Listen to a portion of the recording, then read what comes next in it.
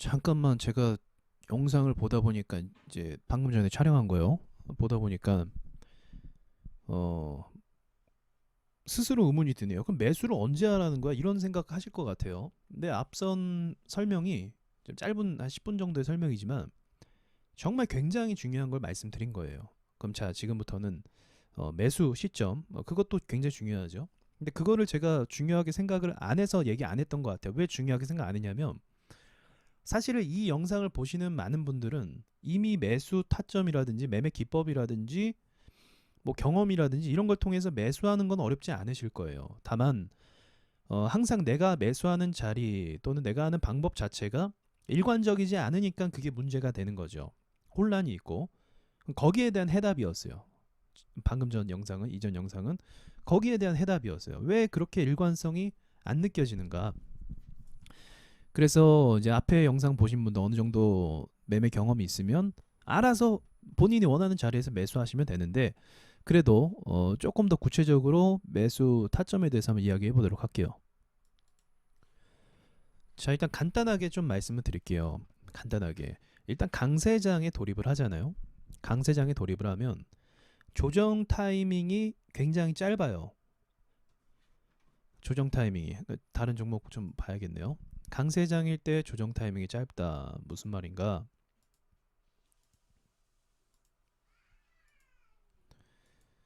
예시랄가 다 급등주밖에 없네.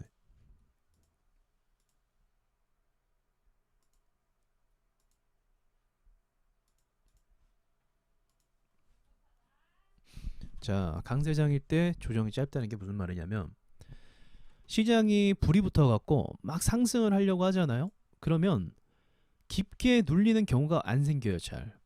그러니까 최근 차트를 비교해 보면 최근 차트 보세요. 눌릴 때 어디까지 눌리죠? 이거 뭐 거의 지고 끝까지 눌리겠다는 마인드죠. 예, 이거 사람 정신 잃어버리죠. 이렇게 내가 가지고 있는 정보 저렇게 눌려버리면 이성을 잃어버려요. 근데 이제 이런 차원이 아니라 장이 좋은 경우에는 눌리는 타이밍이 굉장히 짧다라는 거죠. 장이 좋은 경우에는. 그래서 우리가 한때 인기가 많았던 이런 종목들 보시면 조정이 이렇게 짧아요. 그러니까 아까 전에 방금 전에 봤던 것처럼 올라갔다 제자리에 오는 것이 아니고 음봉 하나 맞고 치고 올라가는 경우가 많이 있습니다. 그래서 수급이 들어왔다 판단됐을 때는 간단한 방법이 있어요. 첫 번째 음봉 때 종가에서 매수를 하는 거, 또는 보수적으로 하시면 두 번째 음봉 때 매수를 하는 거. 음봉을 두 번까지 기다리는 거죠. 그리고 나서 이제 홀딩에 대한 부분도 많이 고민이 될 거예요. 그러니까 매수는 사실 간단했어요. 방금 전에 강세장은 그냥 조정이 짧기 때문에 돈이 크게 들어왔다 판단되면 이제 첫 번째 음봉이나 두 번째 음봉 분할 매수 들어가야 되고요. 그런 식으로 간단하게 접근을 하면 돼요. 종목은 뭐 어떤 종목을 당연히 수급 들어온 종목을 하는 거고요. 당연히 수급 들어왔던 종목 위주로 그렇게 하는 거고. 그래서 이제 홀딩 같은 경우는 차트를 사실 좀 볼 줄 알아야 돼요. 차트를 조금 볼 줄 알아야 됩니다. 그러니까 일단 간단한 개념부터 말씀드리자면 너무 갑작스럽게 주식이라는 거 너무 단기간에 튀어오르면 조정이 그만큼 가파릅니다. 당연한 거죠. 그러니까 급등주들이 대부분 그래요. 급등주들이 상승이 가파르면 너무 빠르면 빅텍도 뭐 테마를 받긴 했었지만 상승이 너무 빠르면 이것이 조정이 너무 빠르다는 거죠. 그래서 이러한 종목들이 홀딩하기에 가장 좋은 것은 5일선 기준으로 보는 것이 제가 봐도 지금 봐도 제일 좋아요. 일봉상으로 이제 보유하는 건요. 그러니까 일봉상으로 5일선을 보라는 건 무슨 말이냐면 이 봉 하나하나가 일봉 하나하나가 5일선을 타고 가는 밑에 자락이요. 이 봉의 밑에 부분이 5일선을 타고 가는 게 굉장히 좋습니다. 5일선과 이격도가 크게 벌어지면 그때는 매도를 해도 괜찮아요. 크게 벌어지면 이런 식으로 벌어지면 그때는 매도를 해도 좋습니다. 그리고 어떤 종목에 따라 다르지만 그 종목의 테마가 정말 이것도 좀 추상적인데 이 테마가 흔치 않은 테마다. 흔치 않은 테마. 그런 경우에는 좀 보유를 하거나 또 한 가지 또 방법이 있어요. 테마가 예를 들어서 테마가 떴는데 뭐 저 진단 키트처럼 수젠텍 있고 뭐 저기 CGN 있고 이런 식으로 해서 종목들이 한 테마에 이렇게 몰려 있다. 테마는 하나인데 몰려 있다. 그리고 나서 내가 그 종목 중에 대장주가 있을 거 아닙니까? 대장주를 보유했다라고 한다면 이건 좀 더 욕심을 내봐도 괜찮아요. 왜냐면 이걸 합쳐서 들어오는 돈 자체가 굉장히 컸기 때문에 그런 거죠.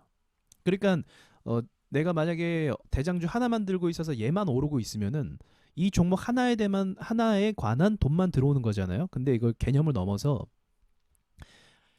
각 종목을 다 합친 돈들을 합치면 이게 일반적인 돈의 규모가 아니게 된다는 거죠.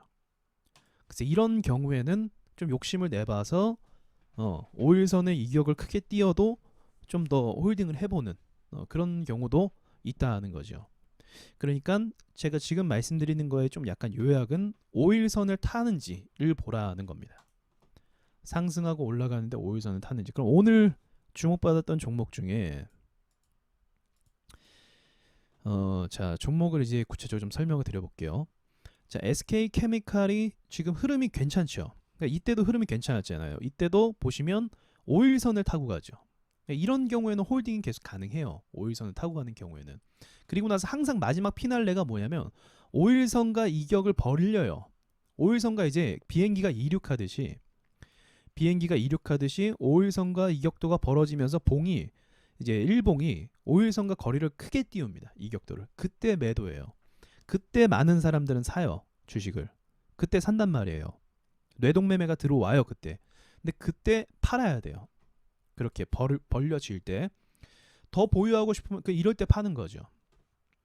이렇게 매도할 때. 그럼 충분해요. 사실 이제 착각하시는 것들이 뭐냐면 여기서부터 여기까지 크게 올랐잖아요. 그럼 내가 이 수익 다 가져갈 수 있는 거 아닙니까? 라고 말할 수도 있지만 일단 기본적으로 이런 차트가 나올 확률은 굉장히 적고, 그리고 밑에서부터 끝까지 모든 수익을 다 가져가는 사람은 제가 여태까지 본 적이 없어요.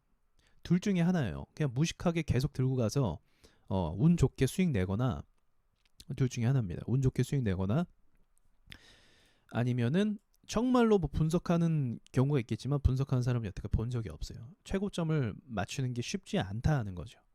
이런 게 쉽지 않아요. 왜냐면 투기가 붙고 올라가는 순간부터는 심리가 굉장히 좌우가 되겠죠. 그래서 투기 세력이 붙기도 하면서 그걸 또 소화시키는 과정도 봐야 되고, 그 모든 것들을 지켜보면서 홀딩하는 게 쉽지 않다는 거예요. 그래서 5일선과 이격을 크게 띄었을 때 그때 매도를 하시거나, 또는 얘가 이제 신고가를 찍으면은 다음 봉까지는 또 볼 수가 있어요. 그러니까 5일선 이격 띄우고 그 다음 봉까지는 볼 수가 있습니다.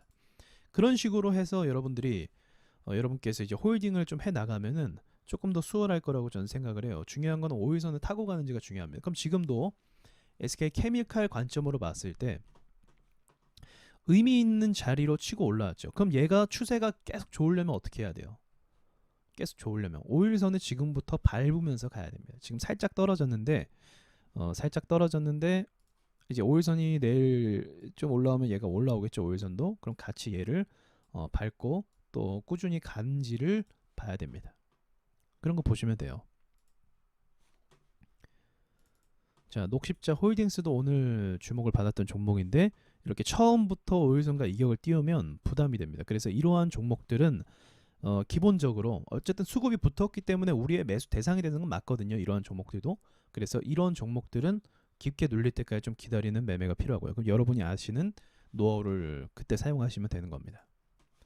NC소프트는 보합권에서 치고 올라가기 때문에 차트가 만들어지는 걸 봐야겠죠. 그러니까 강세장이 되면 이런 식으로 잘 안 깨져요. 5일선을. 강세장 특징입니다. 안 깨지기 때문에 깨질 때 매도하면 돼요. 다시 올라탈 때 사는 거고요. 그래서 이런 종목도 아직은 5일선과의 그 움직임이 어떤 식으로 되는지 봐야 돼요. 좀 더 구체적으로 말씀을 드리면 현재 이 NC소프트가 저항대 매물이 있죠. 여기 90원이라는 90만 원 부근, 90만 원 부근이 1차적으로 큰 목표예요. NC소프트에. 그래서 90만 원까지 돌파하는 걸 일단 보고 진입해도 늦진 않아요. 보고 진입해도 여기까지 와 주는지 보고. 그러니까 지금부터 사갖고 90만 원에서 어떻게 대응하는지 볼 수도 있겠지만 90만 원 이후로 봐도 괜찮긴 해요. 왜냐하면 90만 원까지 도달하게 되면 추세 자체가 달라질 거예요. 흐름 자체가 보합도 충분히 가게 됐고 이제 나갈 사람도 나가게 될 것이고 90만 원까지 도달할 때쯤에는 그리고 나서 90만 원까지 뚫게 되면 그 위에부터는 딱히 저항이 없게 돼요. 저항 매물이 수월해진다는 거죠. 그래서 이러한 부분들을 관찰해도 좋고 일단 1차적으로 수급이 들어왔으니까. 그리고 오늘 또 주목받았던 종목 중에 하나가 녹십자죠. 네, 녹십자 같은 경우도 일단 이격이 좀 크게 뛰었죠. 5일선과. 그럼 이러면은 우리가 매수하기 좀 부담이 되긴 해요. 그런데 얘가 만약에 이런 경우 좀 다르게 대응을 해야 돼요. 그러니까 급등주잖아요, 사실은. 왜냐면 어제 27% 올랐고 오늘 같은 경우는 10%또 올랐고 이게 급등주란 말이에요. 단기간에 급등을 시켜버리는 주식이란 말이에요. 이게 30만 원짜리 이상짜리가 이렇게 움직이는 거 거의 본 적이 없는데 이게 바이오 테마 급등주 형태란 말이죠. 그래서 이런 경우에는 당일날 이렇게 공략하는 방법이 있어요. 분봉으로 이렇게 급등주는 분봉으로 공략을 해야 돼요. 어쩔 수 없이 분봉. 왜냐하면 방금 전에 카카오나 뭐 NC소프트나 SK케미칼 같은 경우는 어차피 속도 자체나 움직임이 그렇게 빠르진 않기 때문에 분봉으로까지는 아니고 그냥 일봉상으로 대응을 해도 괜찮아요. 그런데 이 녹십자 같은 경우는 급등주이기 때문에 내가 아무 생각 없이 그냥 여기서 샀다가 그냥 주저앉을 경우에는 마이너스 10% 이런 식으로 물려가요. 그러니까 빡센 거죠. 대응 자체가. 그래서 이런 종목들은 좀 분봉으로 보면서 대응을 해야 되는데 분봉 가운데서 어느 가격에 이격도가 좀 안정적인 상황에서 세력들이 끌어올렸나를 보는 거예요. 자, 그럼 여기 어저께가 중요하겠죠. 자, 어제 보시면 추세 잘 보내다가 한 방에 쌌던 가격이 이 가격이죠. 여기죠. 그럼 이 가격의 의미를 두고 대응을 하는 거예요. 그 전에는 어느 보합을 좀 주면서 왔죠? 이 가격에서 보합을 주면서 왔죠. 그쵸? 그러면 여기서 돈을 세력들이 크게 제일 많이 사용을 했으니까 그 밑으로 빠지면 좀 사보겠다라는 그런 식의 대응이 괜찮겠죠. 급등주는 이 변동성이 크니까 조금만 여차해서 잘못 매수해도 길게 꼬리를 달아버릴 수가 있어요. 길게 꼬리를 달아서 빨리 오르길 기대했는데 빨리 손실이 나와버리는 거죠. 급등주는 저렇게 좀 약간 보수적으로 잡는 게 좋아요. 아까 다시 말씀드릴 거는 SK케미칼 뭐 이런 거는 분봉상으로 봐도 그렇게 뭐 스펙타클하게 방금 녹십자와 같이 큰 폭으로 막 움직이고 그런 건 아니란 말이에요. 상대적으로. 그죠? 그렇기 때문에 이런 종목들은 일봉상으로만 대응해도 되는데 급등주는 분봉으로 보자. 왜냐면 5일선과의 이격도가 이미 벌어져 버렸어요. 그죠? 5일선과 이격도 5일선대에도 잘 타고 가고 있었다가 이미 벌어져 버렸기 때문에 이게 반대로 보면은 5일선과 이격도가 벌어져서 반대로 내가 여기서 매수했다면 오히려 매도 신호가 되는 거죠. 오히려 매도 신호. 그래서 요게 좀 안정화가 되기 위해서는 좀 깊게 한번 눌려줘야 되는 상황이 연출이 돼야 되는 거예요. 그럼 그게 제가 처음에 얘기했던 첫 번째 음봉에서 매수하라는 관점과 또 중복이 될 수가 있어요. 첫 번째 음봉 보수적이면 두 번째 음봉에서 매수하라는 게 이 녹십자에 해당이 되는 경우가 있을 수도 있고요. 그리고 홀딩은 어떻게 한다? 이제 5일선을 타는 걸 지켜봐야 돼요.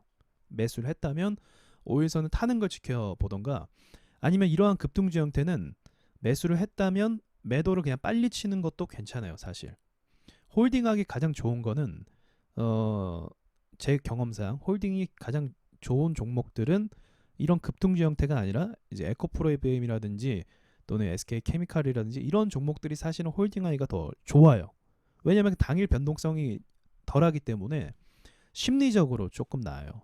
이런 종목을 이제 급등주로 홀딩하려면 빡세잖아요, 솔직히. 그럼 이런 구간에서 사실 이미 매수가 됐어요. 이런 구간에서. 그럼 여기서 슈팅이 한번 나오면 이미 홀딩하기 좋은 벌어진 상태가 되기 때문에 여기서부터 부담이 사실 없어져요. 마음의 부담이. 네, 그런 부분에 이제 실패했다면 저렇게 지금 이후로 급격한 상황에서는 홀딩하는 게 한 번에 슈팅만 노릴 수 있지 홀딩하는 게 좀 쉽지는 않다라는 거죠. 바닥에 샀으면은 지금 어차피 5일선 안 깨고 있으니까 들고 가는 거거든요. 그러니까 이런 식으로 대응을 하시면 돼요. 매수는 강세장에서 매수는 음봉 하나, 음봉 두 개. 이럴 때 그냥 조정, 간단한 조정 나올 때 사는 거다라는 거. 근데 제가 지금 설명이 굉장히 길었죠. 길었던 이유는 그 세밀한 부분에 대한 종목에 따른 각 종목에 따른 대응법이 좀 다르다라는 거. 그걸 말씀드리고 싶었던 거죠. 급등주 형태가 있고 우량주 형태가 있고,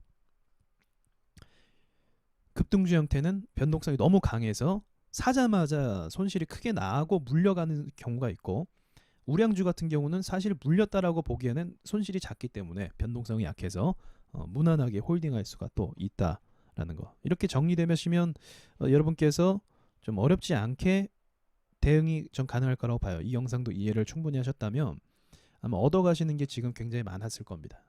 우량주와 급등주의 개념에 대해서 잠깐 설명을 했고, 그리고 급등주를 공략하기 위해서는 분봉으로 접근하는 이 접근 방법 자체, 그리고 강세장에서는 특별히 어떠한 그 뭐 세밀한 매매 기법보다는 간단한 조정대에 노리면은 어렵지 않게 매수 타이밍을 빨리 잡아갈 수 있고, 홀딩하는 데 있어서는 대부분의 좋은 대시세 차트들이 5일선을 타고 가기 때문에 그걸 믿고 그냥 간다라고 볼 수가 있겠네요.